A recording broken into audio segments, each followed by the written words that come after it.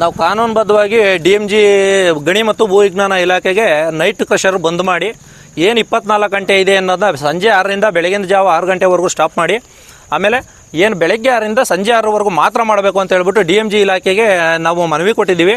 ಮನವಿ ಕೊಟ್ಟು ಇಲ್ಲಿ ಬಂದರೆ ಅವರು ಏನೋ ಅಧಿಕಾರದ ದುರುಪಯೋಗ ಪಡಿಸ್ಕೊಳ್ಳೋಕ್ಕೆ ಮತ್ತು ಇಲ್ಲಿ ಕ್ರಷರ್ನವರು ಒತ್ತಡ ಏರಿ ಪೊಲೀಸ್ನವ್ರ ಹತ್ರ ಫೋನ್ ಮಾಡಿಸೋದು, ನೀವು ಅಲ್ಲಿ ಹೋಗಬೇಡಿ ಅಂತ ಹೇಳ್ಬಿಟ್ಟು ಹೇಳೋದು, ಈ ಥರ ಎಲ್ಲ ಮಾಡ್ತಿದ್ದಾರೆ. ಕಂಪ್ಲೇಂಟ್ ಏನು ಬರ್ದಿದ್ದೀನಿ, ಕಂಪ್ಲೇಂಟ್ ಕಾಪಿ ಬರ್ದಿರೋದು ನನ್ನ ಹತ್ರನೇ ಇದೆ, ರಿಸೀವೇ ಮಾಡ್ಕೊಂಡಿಲ್ಲ. ಅದೇನಕ್ಕೆ ಮಾಡ್ತಾ ಇದ್ದಾರೆ ಅಂತ ಗೊತ್ತಿಲ್ಲ. ಇಲ್ಲ ಮೇಲಧಿಕಾರಿಗಳ ಒತ್ತಡ ಇದೆಯೋ, ಇಲ್ಲ ಕ್ರಷರ್ನವ್ರದ್ದು ಏನಾದರೂ ಬೇರೆ ಏನಿದೆಯೋ ಅದನ್ನು ಅದ್ರ ಬಗ್ಗೆ ನಮಗೆ ಮಾಹಿತಿ ಇಲ್ಲ. ನಮ್ಮ ಕಂಪ್ಲೇಂಟ್ ಹೆಂಗೆ ರಿಸೀವ್ ಮಾಡ್ತಾ ಇಲ್ಲ. ನಾವು ಬಂದು ಇಲ್ಲಿ ಜಾಡಲ್ಲಿ ತಡೆದ್ರೆ ನಿಮ್ಮ ಮೇಲೆ FIR ಮಾಡ್ತೀವಿ, ನಿಮ್ಮನ್ನು ಕರ್ಕೊಂಡು ಹೋಗ್ತೀವಿ ಅಂತ ಹೇಳ್ಬಿಟ್ಟು ನಮಗೆ ಹೇಳ್ತಾರೆ.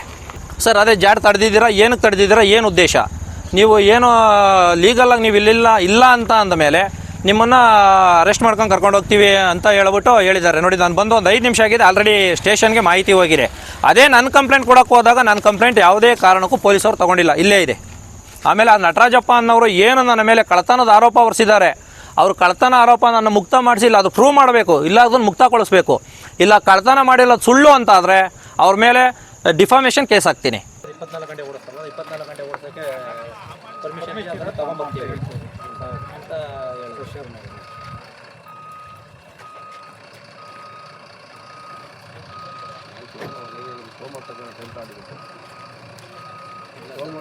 ಸರ್ ಅವ್ರು ಪ್ರೆಷರ್ ಬೇಕಾದ್ರೆ ನಡೆಸ್ಕೊಳ್ಳಿ, ಬೇಕಾದ್ರೆ ಒಂದು ಪಕ್ಷ ಬಿಡ್ತೀನಿ.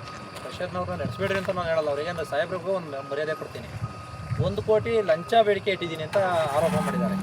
32 ಲಕ್ಷ ರೂಪಾಯಿ ಕಳ್ತನ ಮಾಡಿದ್ದೀನಿ, 32 ಲಕ್ಷ ರೂಪಾಯಿ ಮಿಷಿನರಿ ಕಳ್ತನ ಮಾಡಿದ್ದೀನಿ ಅಂತ SLR ಓನರು, ಮಾಕೇನಹಳ್ಳಿ ಸರ್ವೆ ನಂಬರಲ್ಲಿರೋ SLR ಕ್ರಷರ್ ಅವರು ನಟರಾಜ್ ಅವರು 32 ಲಕ್ಷ ರೂಪಾಯಿ ಮಿಷಿನರಿ ಕಳ್ತನ 1 ಕೋಟಿ ಬೇಡಿಕೆ ಇಟ್ಟಿದ್ದೀನಿ ಅಂತ ಹೇಳ್ಬಿಟ್ಟು ಅವ್ರು ಆರೋಪ ಮಾಡಿದ್ದಾರೆ. ಅದು ಅವರು ಪ್ರೂವ್ ಮಾಡಬೇಕು. ಅದು ಪ್ರೂವ್ ಮಾಡಿ ಕರೆಕ್ಟು ಪ್ರೂವ್ ಮಾಡೋದು. ಒಳಗೆ ಅಡ್ಡ ಹಾಕೊಂಡು ನಿಂತ್ಕೊಂಡ್ರಿ ಅಂತ ಸರ್ ನೈಟ್ ಊರಿಗೆ ತೊಂದರೆ ಸರ್, ಅದು ಬೇರೆ ಅದಲ್ಲ ಸರ್. ನೈಟ್ ಒಂದು ವಿಚಾರ ಕೇಳಿದ್ರಿ, ಹೇಳಿ ಸರ್. ಅಲ್ಲಿ ಕಾನೂನು ತಪ್ಪಲ್ಲನಪ್ಪ, ಈಗ ರೋಡ್ಗೆ ಅಡ್ಡ ಹಾಕೊಂಡು. ಕಾನೂನು ತಪ್ಪಲ್ಲ ಸರ್, ನಾನು ಹೇಳ್ತಾ ಇರೋದು ಕೇಳಿ ಸರ್. ಅಲ್ಲಿ ಊರಲ್ಲಿ ನೈಟ್ ಅಂಡ್ ಡೇ ಫುಲ್ ಹೊಡಿತಾವೆ ಗಾಡಿ.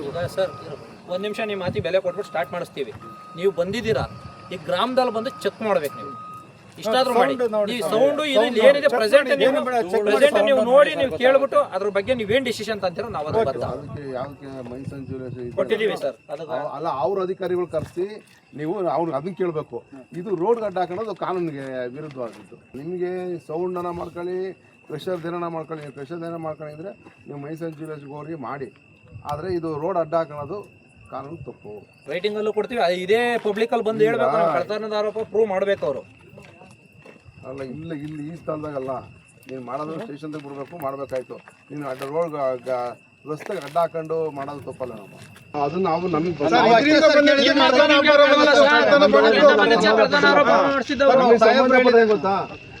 ಈಗ ಇಲ್ಲಿ ಏನಾಗುತ್ತೆ ಅಂದರೆ ಗಾಡಿ ಅಡ್ಡ ಹಾಕೊಂಡವ್ರೆ ಅಂತ ಗಾಡಿ ಬಿಡ್ತೀವಿ ಸರ್ ನಾವು. ಗಾಡಿ ತಂದಿಲ್ಲ ನಾವು, ಇದು ಕ್ರಷರ್ ಓಡಕ್ ಕೊಡಲ್ಲ. ಗಾಡಿ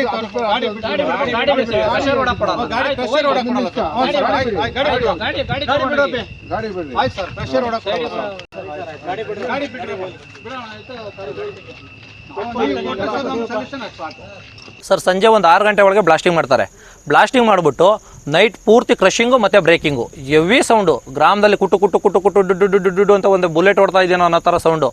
ವಯಸ್ಸಾದವರು, ಮಕ್ಕಳಿರ್ತಾರೆ, ಅವ್ರಿರ್ತಾರೆ, ಅವ್ರಿಗೆಲ್ಲ ತೊಂದರೆ ಆಗುತ್ತೋ ಏನೂ ಇಲ್ಲ. ಅವರು 24 ಗಂಟೆ ಸರ್ಕಾರ ಪರ್ಮಿಷನ್ ಕೊಟ್ಟಿದ್ರೆ, ಏನು ಗಣಿ ಮತ್ತು ಭೂ ಇಲಾಖೆ ಅವ್ರಿಗೆ ಪರ್ಮಿಷನ್ ಕೊಟ್ಟಿದ್ರೆ ಮಾಡ್ಕೊಂಡು ಹೋಗಲಿ. ಅದಿಲ್ದಲೇ ಏಕೆ ಪಬ್ಲಿಕ್ಕಿಗೆ ತೊಂದರೆ ಕೊಡ್ತಾವ್ರೆ? ಪ್ರತಿದಿನ ಸರ್, ಪ್ರತಿ ದಿವಸ 24 ಅವರ್ ಕ್ರಷರ್ ರನ್ನಿಂಗ್ ಇರುತ್ತೆ. ಪ್ರಶ್ನೆ ಮಾಡಿದ್ಕಿ ಕೊಟ್ಟರಲ್ಲ ಸರ್, ಒಳ್ಳೆ ಕಳ್ತನದ ಆರೋಪ 1 ಕೋಟಿ ಬೇಡಿಕೆ. ಸರ್ SLR ಅಲ್ಲಿ ನಟರಾಜಪ್ಪ ಒಬ್ರೇನೆ ಸರ್. ಅವರು ಬಂದು ಮೀಡಿಯಾ ಮುಂದೆ ಬಂದು ಒಪ್ಕೊಬೇಕು, ಇಲ್ಲ ಬಂದು ಸ್ಟೇಷನಲ್ಲಿ ಕಂಪ್ಲೇಂಟ್ ಕೊಡಬೇಕು. ನಮ್ಮ ಕಳ್ತನದ ಆರೋಪ ಪ್ರೂವ್ ಆಗಬೇಕು. ಪ್ರೂವ್ ಆಗಿಲ್ಲ ಅಂತ ಅಂದರೆ ನಾನು ಮಾನನಷ್ಟ ಮೊಕದ್ದಮೆ ಆಗ್ತೇನೆ ಅವ್ರ ಮೇಲೆ. ಸರ್ ಆ ಥರ ಯಾವುದೇ ರೀತಿ ಏನೂ ಮಾಡಲ್ಲ ಸರ್. ಆ ಥರ ಯಾವುದೇ ರೀತಿ ರಕ್ತಪಾತ ಆಗಲಿ ಏನಾಗಲ್ಲ. ನನಗೆ ಕಳ್ತನ ಆರೋಪ ಹೊರಿಸಿದ್ದಾರೆ, ನಾನು ಶಾಂತವಾಗಿ ಕುಂತ್ಕೊಂಡು ಬಗೆಹರಿಸ್ಕೊಳ್ತೀನಿ.